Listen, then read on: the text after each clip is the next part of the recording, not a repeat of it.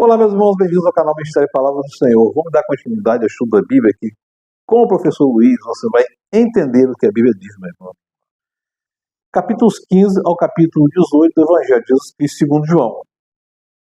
Jesus fala assim: Eu sou a videira verdadeira e o meu pai é o agricultor.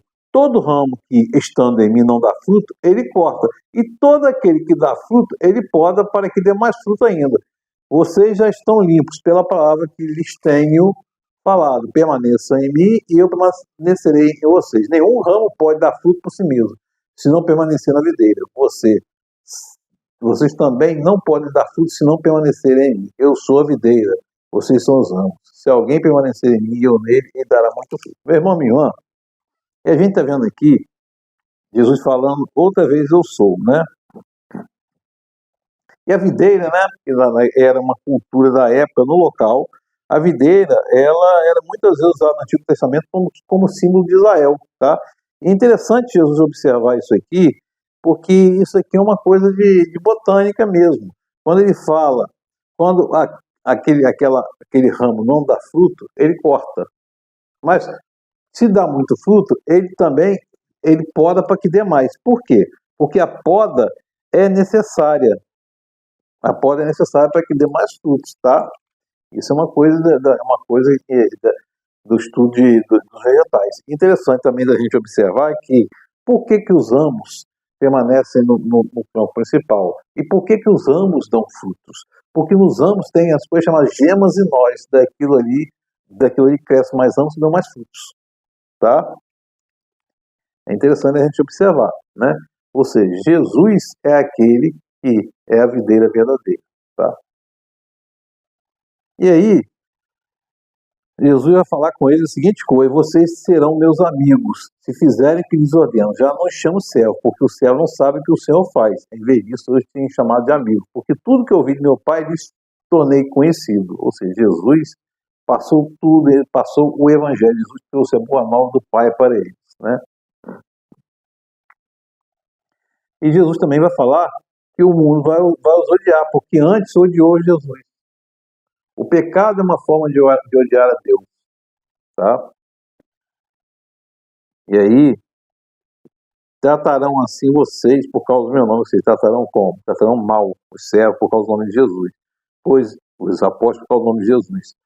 Pois não conhecem aquele que me enviou. Se eu não tivesse vindo lhe falar, não teriam sido culpados pelo pecado. Mas agora, contudo, eles não têm desculpa para o seu pecado. Ou seja, Jesus apresentou a escolha de crer ou não é dele. Porque, como está escrito na Carta aos Romanos, o Evangelho é o poder de Deus para a salvação de todo aquele que nele crê. Tá? E Jesus vai continuar dizendo assim: quando vier o conselheiro, que eu lhes enviaria a vocês da parte do Pai, o Espírito de verdade que provém do Pai, e ele testemunhará a meu respeito. Vocês também testemunharão, pois comigo estão desde o princípio. Ou seja, Jesus aqui não está falando de testemunho. E testemunha não é a palavra traduzida aqui. No grego, no original, é martiria. Ou seja, vocês serão meus mártires. Tá? Eu tenho lhe dito tudo isso para que vocês não venham a tropeçar. Vocês serão expulsos das sinagogas. De fato, virá o tempo em que quem os matar pensará que está prestando culto a Deus. Olha só, vão ser confundidos, inclusive, com o diabo. E aí Jesus vai falar assim, sobre o Espírito Santo. Agora, eu vou para aquele que me enviou. Nenhum de vocês me pergunta para onde vais, porque falei essas coisas, o coração de vocês encheu-se de tristeza. Mas eu lhes afirmo que para o bem de vocês que eu vou, que é para o bem que Jesus tinha que ir, né? Ela está dizendo da morte para poder se consumar a missão de Jesus, justificação e livramento da condenação do pecado, né? Quando ele vier, convencerá o mundo do pecado, da justiça e do juízo. Do pecado porque os homens não creem em mim. Da justiça porque eu vou para o Pai e vocês não me verão mais. E do juízo porque o príncipe desse mundo já está condenado. Meu irmão, minha irmã, a justiça ela é levada a efeito pela morte substitutiva sacrificial de Jesus Cristo. E aqui é interessante, porque o pecado que você comete aqui, você fez algum mal aqui, pediu perdão, se arrependeu, tudo bem. Agora, qual é o pecado que ele está dizendo aqui? Convencerá o mundo do pecado, da justiça, do pecado, porque os homens não creem em mim. Não crerem em Jesus Cristo é o pecado. E é interessante, que tem um pecado que não é perdoado, o pecado do Espírito Santo. Por quê? Porque atribuir a outro uma obra que ele deu de Jesus Cristo, ou do Espírito Santo. Tá? Tenho muito ainda para lhes dizer, mas vocês não podem suportar agora. Mas quando o Espírito da verdade vier, ele os guiará a toda a verdade. Não falará de si mesmo, falará apenas o que ouvir e lhes anunciará o que está por vir. Meu irmão, minha irmã, aqui está falando de iluminação.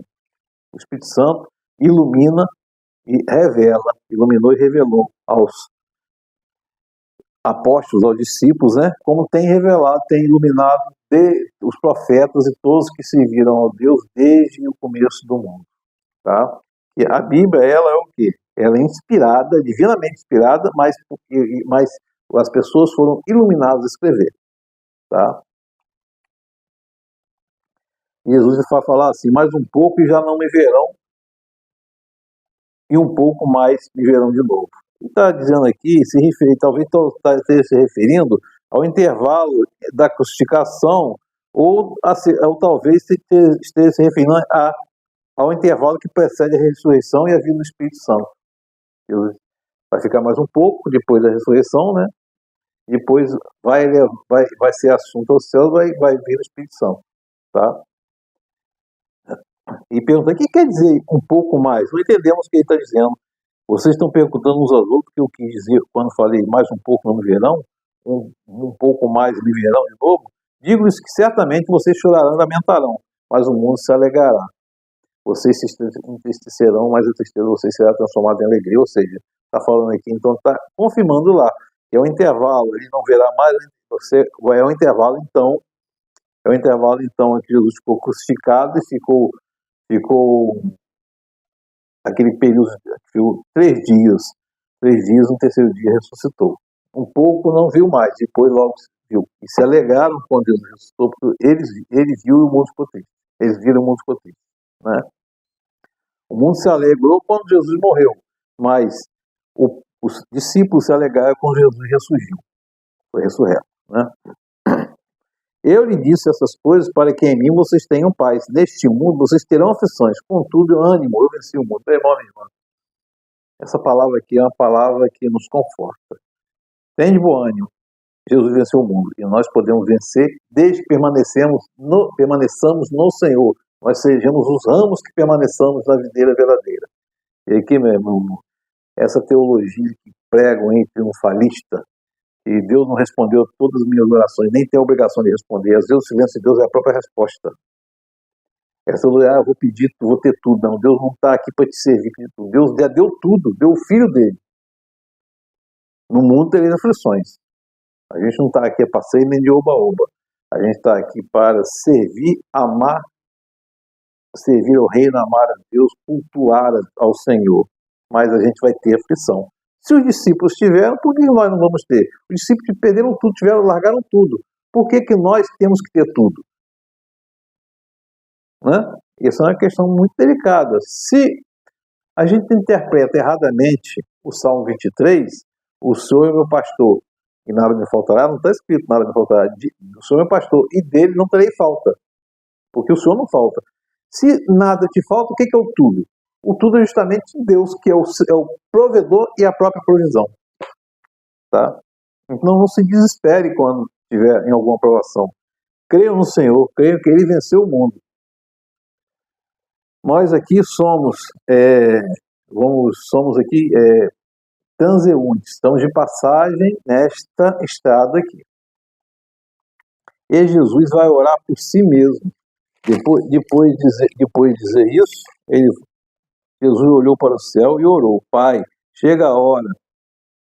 Glorifica o teu filho para que teu filho te glorifique, pois lhes deste autoridade sobre toda a humanidade, para que conceda vida eterna a todos que lhe deste. Esta é a vida eterna, que te conheçam o único verdadeiro Deus, que é Jesus Cristo, é quem enviaste. Eu te glorifiquei na terra, completando a obra que me deste para fazer. Agora, Pai, glorifica-me junto a ti, com a glória que eu tinha contigo antes de que o mundo existisse. Ou seja, Jesus está dizendo que aqui ele se esvaziou da sua glória, mas não da sua divindade. Isso é muito importante, tá? E aí Jesus vai orar pelos discípulos. Eu revelei teu nome àqueles que do mundo me deste. Eles eram teus, tu os deste a mim. E eles têm obedecido a tua palavra. Agora, eles sabem tudo o que me deste. Vem de ti. Pois eu lhes transmiti as palavras que me deste. E eles as aceitaram. Aqui está dizendo que o evangelho é o poder de Deus para todo aquele que nele crê, seja salvo, né? Eles reconheceram de fato que vi de ti, eles creram que me enviaste. Eu rogo por eles, não estou rogando pelo mundo, mas por aquele que me deste, pois são teus. Não ficarei mais no mundo, mas eles ainda estão no mundo. Eu vou para ti, Pai Santo, protege-os em teu nome, o nome que me deste, para que sejam um, assim como somos um, eu e tu. Enquanto estava com eles, eu os protegi e guardei o nome que me deste. Nenhum deles perdeu, a não ser aquele que estava destinado à perdição. Está falando de Judas, para que cumprisse as escrituras. Não é porque Judas era predestinado a isso. Não é nada disso. Judas teve a opção, ele escolheu aquilo e teve a opção de mudar a atitude dele. Meu irmão, se você nasce predestinado a estar condenado, adianta você seguir os preceitos? Então, Judas não estava predestinado. Judas teve a opção de escolher. Deixe-lhes a tua palavra e o mundo os odiou, pois eles não são do mundo, como eu também não sou. Não os rogo que tire do mundo, mas que proteja do maligno. Proteja do tentador e que eles não cedam à tentação. E Jesus vai orar por todos os crentes. Minha oração não é apenas por eles, rogo também por aqueles que creram em mim por meio da mensagem, para que todos sejam um. Pai, como tu estás em mim e eu em ti. Que eles também estejam em nós, para que o mundo creia que tu me enviaste. Meu irmão e minha irmã, Jesus fez oração por todos. E a nossa oração deve ser: Senhor, livra-nos do mal. Senhor, nós dependemos de ti, Senhor, e pedir perdão sempre, o tempo todo. Porque nós estamos aqui justificados, mas nos arrependemos, mas estamos num processo de santificação, meu irmão. Vai se consumar no final da nossa vida, quando estivermos na eternidade com o Pai, e no começo da vida eterna, meu irmão. A nossa vida aqui é uma preparação para a vida eterna. O Espírito Santo de Deus esteja sobre nós, nos confortando, nos consolando sempre. E lembre-se, Jesus venceu o mundo. Venceu o mundo para que tivéssemos vida e permanecêssemos nele e vida nele. Deus nos abençoe.